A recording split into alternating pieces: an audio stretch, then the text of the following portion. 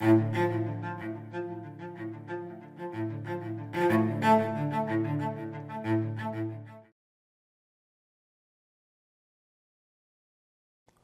of the intellectual foundations of modern human rights is Enlightenment liberalism. Enlightenment thought, founded on natural law theory, introduced new intellectual traditions in which the role of the individual as political actor was emphasized as counter to the arbitrary authority of the aristocracy and the established churches in medieval societies. Enlightenment thought, as it emerged in Europe in the 17th century, emphasized human reason, liberties, rationality, and individuality. It challenged the feudal aristocracy and traditional religious worldviews. In this class, we will focus on the ways in which Enlightenment ideas influenced human rights as we understand them today. The Age of Enlightenment refers to the intellectual and philosophical developments which began in the late 17th century and continued until the 19th century. As a philosophical movement, the Age of Enlightenment was defined by the celebration of human reason, rational scientific thinking, and the belief in a person's ability to perfect oneself. Leading figures of the Enlightenment movement include the French philosopher Voltaire, the English poet Alexander Pope, the Anglo-Irish writer Jonathan Swift, the German philosopher Immanuel Kant, English philosophers such as Thomas Hobbes, John Locke, and Thomas Paine, and the French thinker Jean-Jacques Rousseau. Enlightenment thinkers had a great impact on politics and on moral and social reform in the 17th to 18th centuries. Enlightenment thinkers advocated reason as the primary source and basis of authority, developing in Germany, France, and Britain. The movement spread through much of Europe, including Russia and Scandinavia. Enlightenment ideas would also find expression in the New World. The signatories of the American Declaration of Independence, the United States Bill of Rights, and the French Declaration of the Rights of Man and of Citizen were all motivated by Enlightenment principles. Enlightenment ideas influenced an era that was marked by political aspiration towards universalism, governmental consolidation, nation creation, and greater rights for common people. Enlightenment ideas were aimed at supplanting the arbitrary authority of the aristocracy and the established churches. In this class, we are primarily concerned with the influence of Enlightenment thought on the development of human rights. The main impact of the Enlightenment on human rights is that it ushered a revolutionary change in human thought.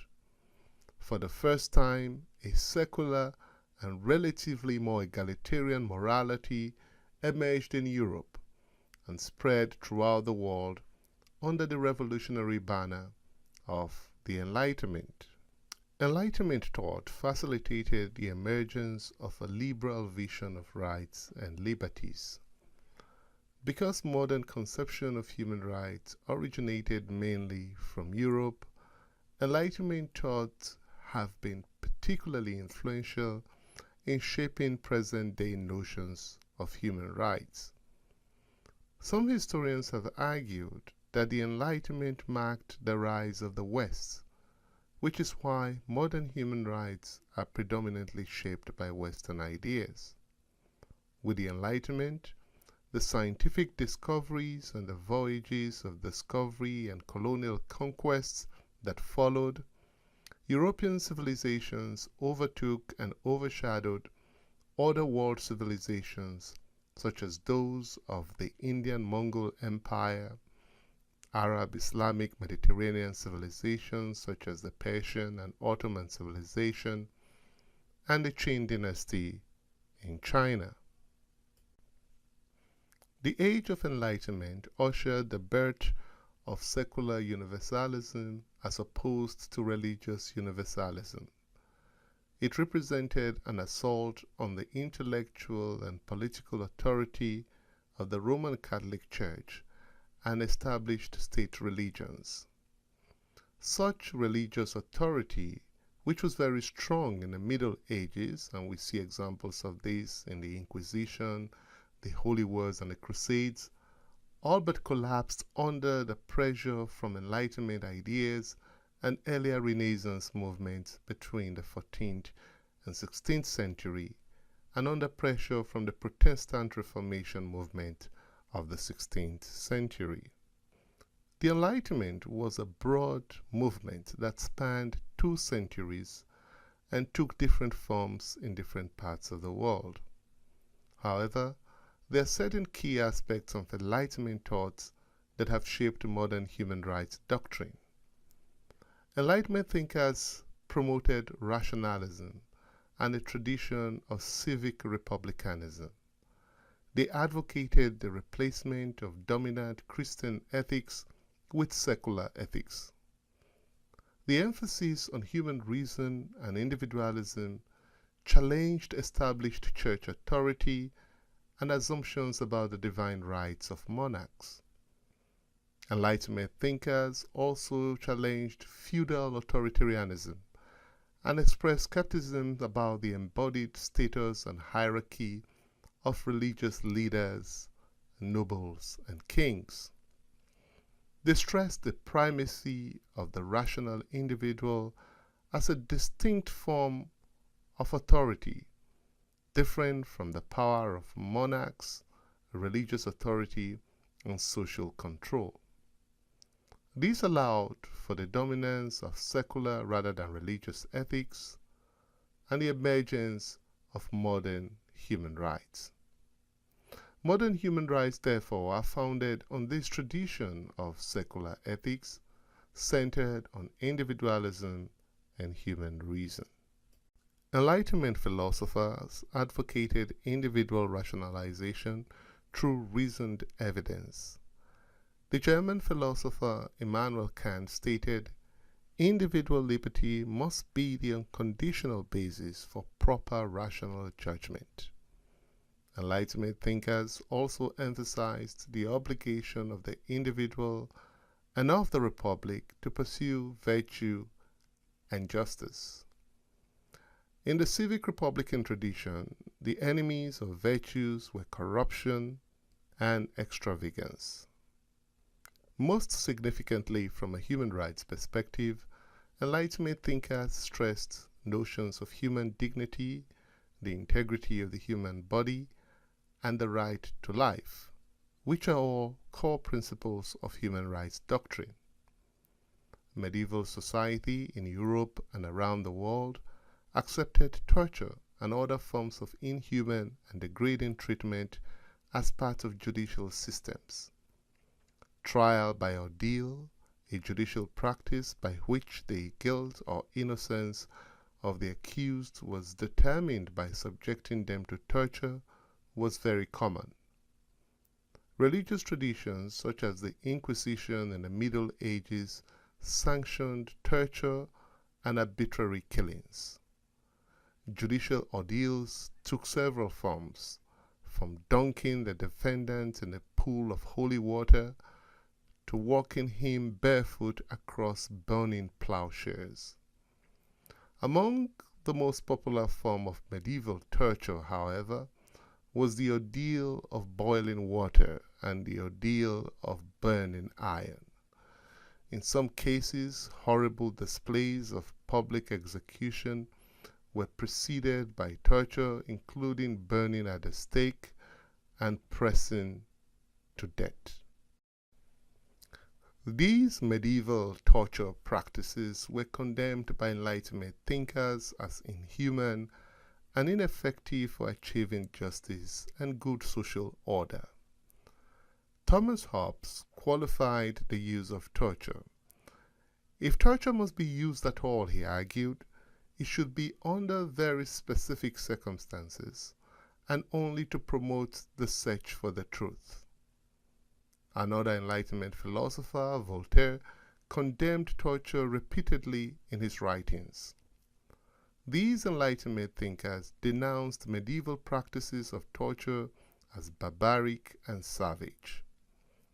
Such calls for the abolition of torture and the death penalty have become a core agenda of the modern human rights movement. Enlightenment thinkers advocated for the right to private property. Philosophers such as Thomas Hobbes and John Locke argued that the right to property is a natural right. In his second treatise on government, Locke argued that even though, according to the Bible, God gave the world to all humanity in common, persons own themselves and therefore their own labor. When a person works, that labor enters the object. Thus, the object becomes the property of that person. Enlightenment thinkers also contributed to just war theory, a doctrine of ethics which holds that a conflict ought to meet the criteria of philosophical and political justice. The Dutch Calvinist jurist Hugo Grotius, writing on just war theory, laid the foundations for international law, based on natural law. He identified three just causes for war: self-defense, reparations of injury, and punishment.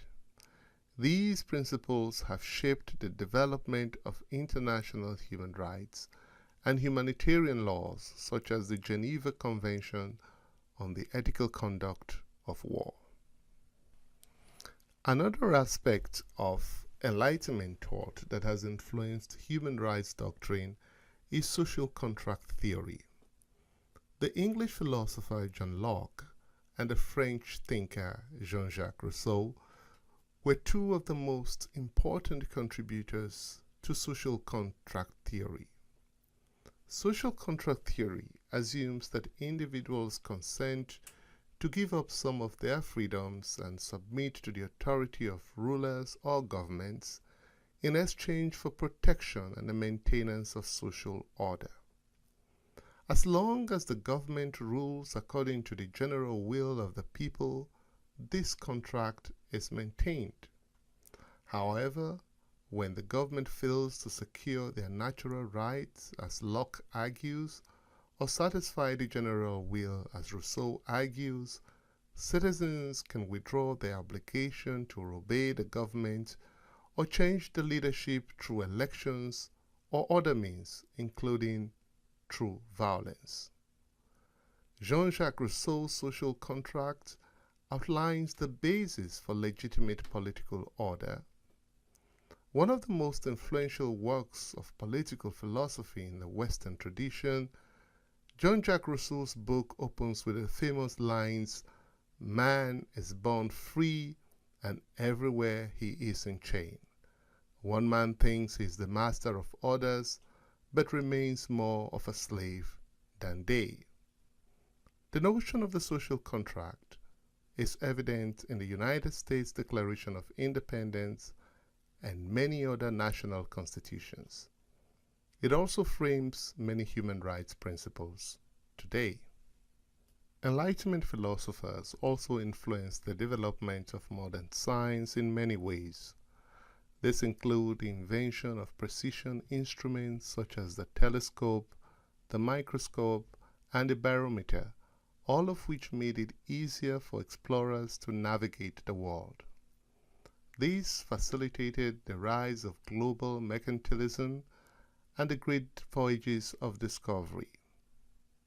This in turn expanded horizons and global outlook by spreading ideas, intellectual and material cultures around the world. In some ways, therefore, the universalist aspiration of modern human rights is rooted in the global spread of ideas fostered in the age of the Enlightenment. Most significantly, however, the ideas of Enlightenment thinkers led to social, political, and economic transformations in many societies. Some of these transformations include the English Revolution of 1642, the French Revolution of 1789, and the American Revolution, all of which we will be examining in greater detail in this course. Despite these intellectual advances, Enlightenment thought had important limitations. Liberals of this period bought into the old conservative and exclusionary ideas of their age. For example, they opposed universal adult suffrage and women's suffrage. They believed that only propertied men of certain classes and races should be able to vote. They considered children, the insane, the imprisoned, or foreigners to be unworthy of full participation in the political process. They also excluded those without property, including slaves, women, and in some cases, religious minorities. The Enlightenment, therefore, did not fully fulfill its universal human rights promise. It accommodated discrimination based on race, gender, class, and religion. Despite these limitations, however, the promise of inclusivity in Enlightenment idealism laid important groundwork for the more inclusive human rights doctrine that would emerge in later decades.